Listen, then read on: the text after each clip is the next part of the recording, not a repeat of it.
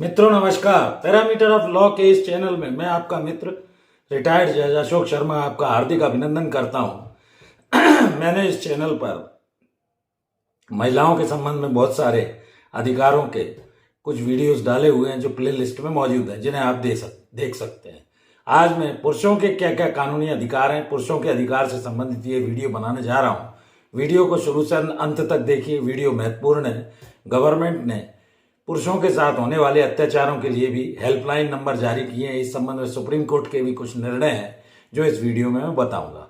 कई बार पुरुषों के साथ भी मानसिक रूप से प्रताड़ना, क्रूएल्टी होती है, उनको परेशानी का सामना करना पड़ता है। कई बार तो यहाँ तक स्थिति आ जाती है कोई पुरुष डिप्रेशन में आकर आत्महत्या तक का प्रयास करते हैं।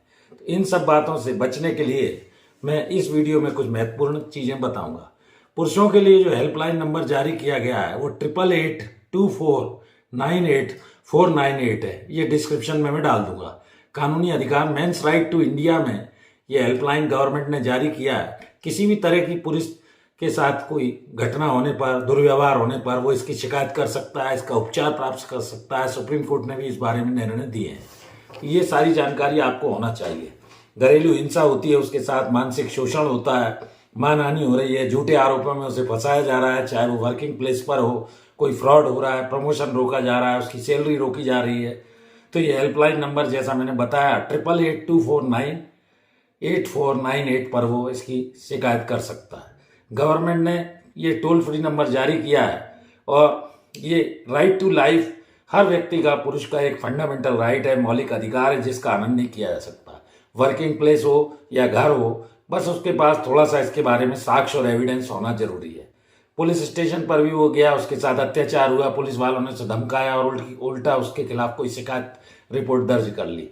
तो बसंती बाई का एक मामला सुप्रीम कोर्ट ने निर्णित किया जिसमें ये कहा गया कि महिला अपने पति से यह नहीं कह सकती कि वो पुरुष के माता पिता के साथ अर्थात उसके सास ससुर के साथ वो नहीं रह सकती है। ये महत्वपूर्ण निर्णय बसंती बाई में निर्णय दिया गया था। एक क्रूएल्टी की परिभाषा में आता है। इसी तरह रुक्मणी देवी के एक मामले में पुरुष को डोमेस्टिक वायलेंस के अंतर्गत फंसाया गया था। 498A के ज्यादातर मामले महिलाएं पुरुष पर कई साल बाद डाल देती हैं। ये कलकत्ता हाईकोर्ट में 19 साल बाद 498A का मामला उनके सामने आया तो उन्होंने इसको नहीं माना। तो औरतों के अधिकारों की जहां तक हम बात करते हैं, ठीक है, वो वर्ग उनके पक्ष में बहुत सारे कानून रखे गए हैं। वीकर सेक्शन माना गया है। भारत के संविधान में भी महिलाओं को, बच्चों को वीकर सेक्शन रखा है। लेकिन मर्द को भी ये अधिकार है कि वो इस तरह की रिपोर्ट कर सकते हैं अगर उनके साथ, क्योंकि law is equal for all. कानून सबके लिए बराबर है, चाहे वो मेल हो, चाहे फीमेल हो, चाहे ट्रांसजेंडर हो। पुरुष भी वायलेंस के अगेंस्ट लीगल राइट को अवेल कर सकते हैं, और चाहे उनके साथ कोई क्रूएल्टी हुई हो और कोई मदर फादर के साथ किसी तरह की मारपीट अगर महिला द्वारा की जाती है, उनके मतलब सास ससुर के साथ महिला पत्नी उनकी, तो वो इसकी मेडिकल वगैरह करा के और रिपोर्ट कर सकता है। कई बार परिवार वालों को महिलाएं 10 से लेकर 20 साल के बीच में भी प्रताड़ित करती है, जबकि उनका लगभग चौथाई आधा जीवन व्यतीत हो चुका होता है। हाईकोर्ट और सुप्रीम कोर्ट ने इस तरह के कई अनुभव किए और ऐसे गाइडलाइन भी दिए हैं कि कई बार महिलाओं के द्वारा कई तरह के किसी महिला के द्वारा अत्याचार किए जाते हैं। इसके लिए प्रोसेस चेंज करके उन्होंने ये कहा कि पहले इसको मीडिएशन में मामले को लिया जाए, समझौता कराया जाए, मिल बैठ कर रास्ता निकाला जाए।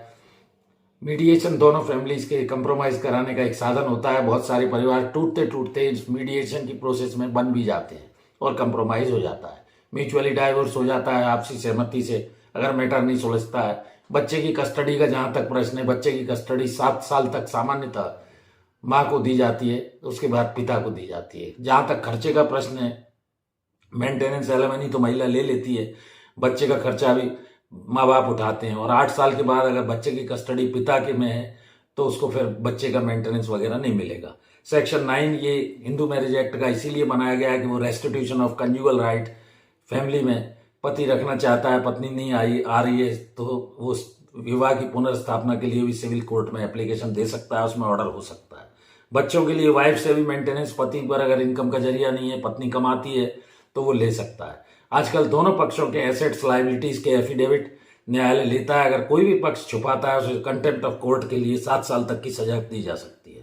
धारा 24 और धारा 26 हिंदू मैरिज एक्ट के अंतर्गत मेंटेनेंस स्पाउस अगर अनेबल है तो वो एक दूसरे से प्राप्त कर सकते हैं। मतलब ये है कि पत्नी से भी पति मेंटेनेंस चाहे तो ले सकता है, लेकिन दोनों को अपनी अपनी कमाई के एसेट्स के एफिडेविट ईमानदारी से न्यायालय को देने होंगे। लिव इन रिलेशनशिप में अगर कोई पेयर रह रहा है तो वो एक एग्रीमेंट जैसा कर लें जिसमें साफ क्लियर स्टेटस हो, डीड जैसी बना लें, क्या सेफ्टी रहेगी, क्या सिक्योरिटी रहेगी, किन टर्म्स में शादी करेंगे, नहीं करेंगे, साथ में रहेंगे, क्योंकि ज़्यादातर कई बार झूठे मामले रेप के लगा दिए जाते हैं, अननेसेसरी कॉम्प्लिकेशन आता है। रीमैरिज अगर पति ने कर ली है या पत्नी ने कर ली है तो क्या स्थिति बनेगी, इस बारे में भी बहुत सारे विवाद फैमिली कोर्ट के समक्ष में आते हैं। सेकंड मैरिज अगर पति या पत्नी ने कर ली है तो सारी परिस्थिति को देखकर दो शादी करने पर भी बच्चे का बराबर का पिता की प्रॉपर्टी में हक रहता है। 2 साल से डिजर्शन में है तो ये तलाक का ग्राउंड हो सकता है। कई मैंने और ग्राउंड्स भी बताए। तो पुरुषों को एक कुल मिलाकर कानूनी अधिकार दिया गया है कि वो भारत में मेंस राइट इन इंडिया इस हेल्पलाइन 8882498498 पर शिकायत कर सकते हैं। और मैंने ये वीडियो इसी परिप्रेक्ष्य में बताया कि कई पुरुषों के द्वारा पूछा गया कि सर हमारे क्या अधिकार है। तो अगर किसी भी तरह का उनके एम्प्लॉयमेंट में कोई टॉर्चर हो रहा है, पत्नी टॉर्चर कर रही है, तो ये गवर्नमेंट ने टोल फ्री नंबर जारी किया, आप इस पर शिकायत कर सकते हैं। क्योंकि राइट टू लाइफ आपका एक फंडामेंटल अधिकार है, मौलिक अधिकार है।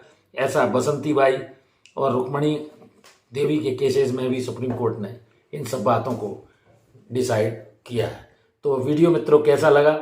वीडियो अच्छा लगा हो इसे लाइक करें, शेयर करें, अपने ग्रुप्स में भेजें, क्योंकि पुरुषों के अधिकार के बारे में मुख्य रूप से मुझसे कई लोगों के द्वारा पूछने पर यह वीडियो मैंने आपकी जानकारी के लिए बनाया है।